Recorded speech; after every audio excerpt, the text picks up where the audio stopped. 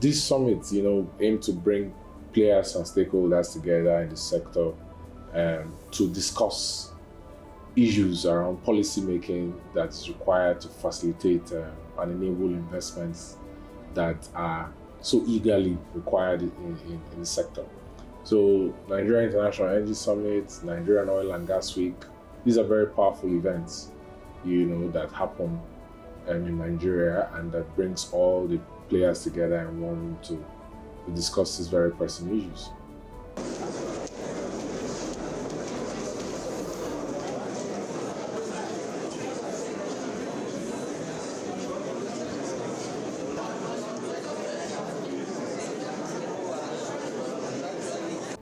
You organizing a conference is not a silver bullet to bring in capital.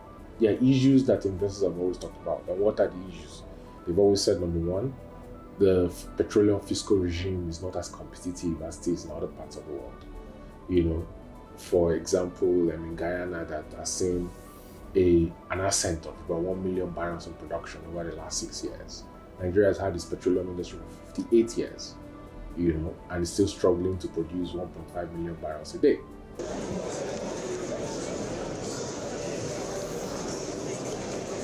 prosperous nation.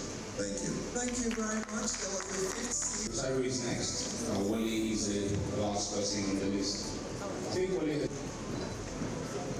This is CPU we're giving now. The next is Debo.